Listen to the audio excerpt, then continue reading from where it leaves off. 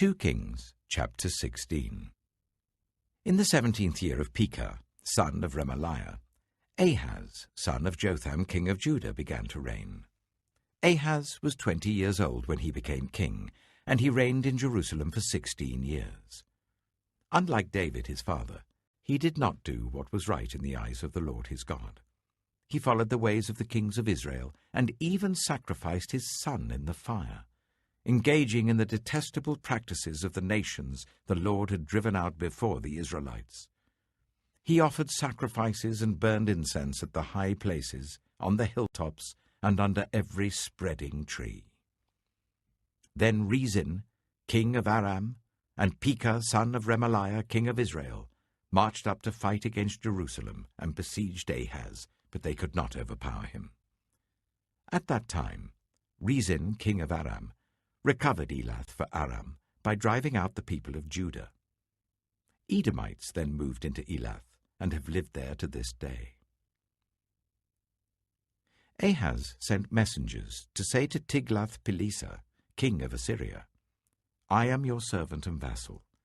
Come up and save me out of the hand of the king of Aram and of the king of Israel who are attacking me." And Ahaz took the silver and gold found in the temple of the Lord and in the treasuries of the royal palace, and sent it as a gift to the king of Assyria. The king of Assyria complied by attacking Damascus and capturing it. He deported its inhabitants to Kir and put Rezin to death. Then King Ahaz went to Damascus to meet Tiglath-Pileser, king of Assyria. He saw an altar in Damascus and sent Uriah the priest a sketch of the altar, with detailed plans for its construction. So Uriah the priest built an altar in accordance with all the plans that King Ahaz had sent from Damascus, and finished it before King Ahaz returned. When the king came back from Damascus and saw the altar, he approached it and presented offerings on it. He offered up his burnt offering and grain offering, poured out his drink offering, and splashed the blood of his fellowship offerings against the altar. The bronze altar that stood before the Lord he brought from the front of the temple, from between the new altar and the temple of the Lord, and put it on the north side of the new altar. King Ahaz then gave these orders to Uriah the priest.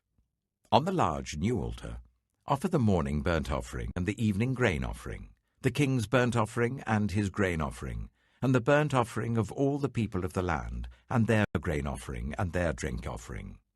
Splash against this altar the blood of all the burnt offerings and sacrifices. But I will use the bronze altar for seeking guidance." And Uriah the priest did just as King Ahaz had ordered. King Ahaz cut off the side panels and removed the basins from the movable stands. He removed the sea from the bronze bulls that supported it and set it on a stone base. He took away the Sabbath canopy that had been built at the temple and removed the royal entrance outside the temple of the Lord in deference to the king of Assyria. As for the other events of the reign of Ahaz and what he did, are they not written in the book of the annals of the kings of Judah? Ahaz rested with his ancestors and was buried with them in the city of David, and Hezekiah his son succeeded him as king. 2 Kings, chapter 17. In the 12th year of Ahaz, king of Judah, Hoshea, son of Elah, became king of Israel in Samaria, and he reigned for 9 years. He did evil in the eyes of the Lord, but not like the kings of Israel who preceded him. Shalmaneser, king of Assyria, came up to attack Hoshea, who had been Shalmaneser's vassal and had paid him tribute. But the king of Assyria discovered that Hoshea was a traitor, for he had sent envoys to So, king of Egypt, and he no longer paid tribute to the king of Assyria, as he had done year by year. Therefore Shalmaneser seized him and put him in prison. The king of Assyria invaded the entire land, marched against Samaria, and laid siege to it for 3 years. In the 9th year of Hoshea, the king of Assyria captured Samaria and deported the Israelites to Assyria. He settled them in Halah, in Gozan, on the river Habor, and in the towns of the Medes. All this took place because the Israelites had sinned against the Lord their God, who had brought them up out of Egypt from under the power of Pharaoh, king of Egypt. They worshipped other gods, and followed the practices of the nations the Lord had driven out before them, as well as the practices that the kings of Israel had introduced. The Israelites secretly did things against the Lord their God that were not right. From watchtower to fortified city, they built themselves high places in all their towns. They set up sacred stones and Asherah poles on every high hill and under every spreading tree. At every high place they burned incense, as the nations whom the Lord had driven out before them had done. They did wicked things that aroused the Lord's anger. They worshipped idols, though the Lord had said, "You shall not do this." The Lord warned Israel and Judah through all his prophets and seers, "Turn from your evil ways. Observe my commands and decrees, in accordance with the entire law that I commanded your ancestors to obey and that I delivered to you through my servants the prophets." But they would not listen, and were as stiff-necked as their ancestors, who did not trust in the Lord their God. They rejected his decrees and the covenant he had made with their ancestors and the statutes he had warned them to keep. They followed worthless idols and themselves became worthless. They imitated the nations around them, although the Lord had ordered them, "Do not do as they do." They forsook all the commands of the Lord their God and made for themselves 2 idols cast in the shape of calves and an Asherah pole. They bowed down to all the starry hosts, and they worshipped Baal. They sacrificed their sons and daughters in the fire. They practiced divination and sought omens and sold themselves to do evil in the eyes of the Lord, arousing his anger. So the Lord was very angry with Israel and removed them from his presence. Only the tribe of Judah was left, and even Judah did not keep the commands of the Lord their God. They followed the practices Israel had introduced. Therefore the Lord rejected all the people of Israel. He afflicted them and gave them into the hands of plunderers, until he thrust them from his presence. When he tore Israel away from the house of David, they made Jeroboam son of Nebat their king. Jeroboam enticed Israel away from following the Lord and caused them to commit a great sin. The Israelites persisted in all the sins of Jeroboam and did not turn away from them, until the Lord removed them from his presence, as he had warned through all his servants the prophets. So the people of Israel were taken from their homeland into exile in Assyria, and they are still there.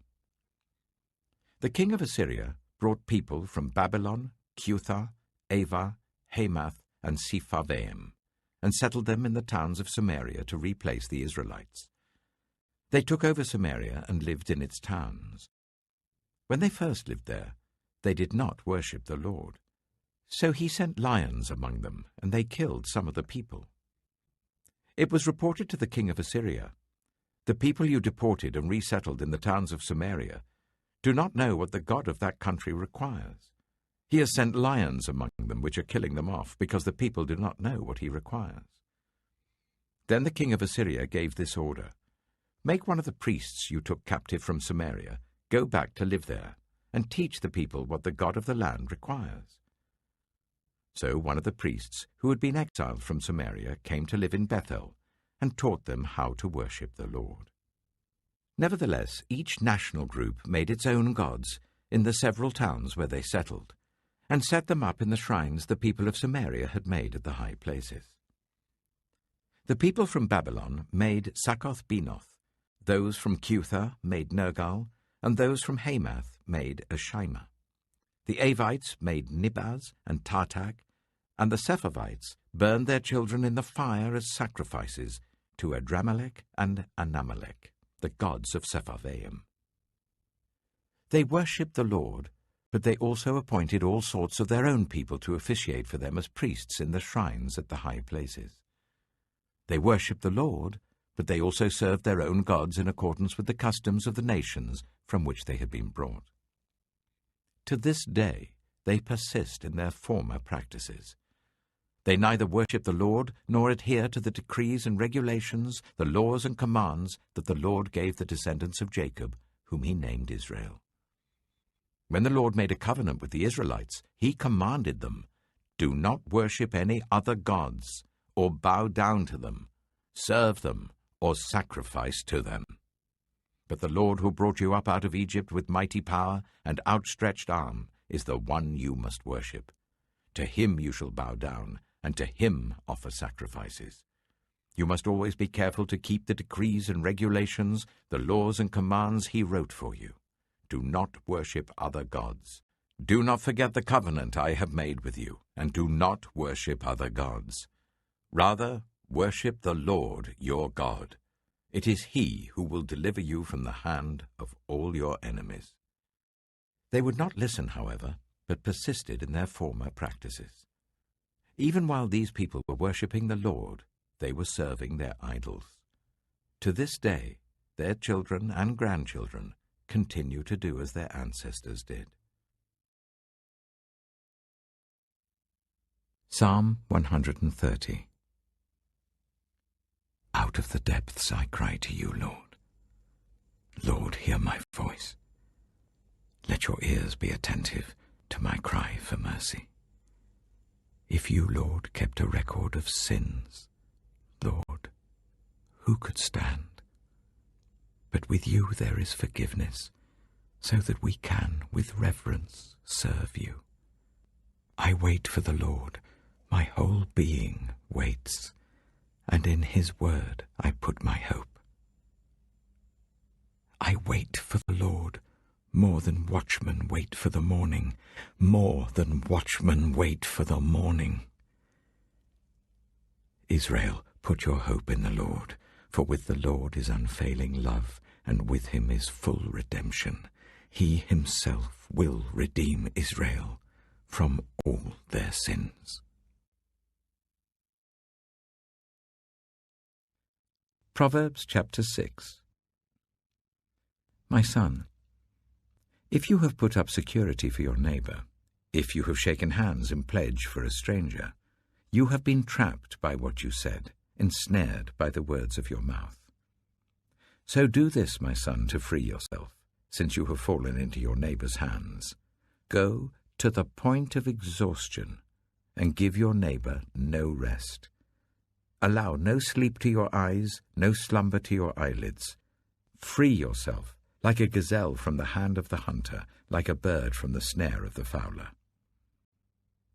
Go to the ant, you sluggard. Consider its ways, and be wise. It has no commander, no overseer or ruler, yet it stores its provisions in summer, and gathers its food at harvest. How long will you lie there, you sluggard? When will you get up from your sleep?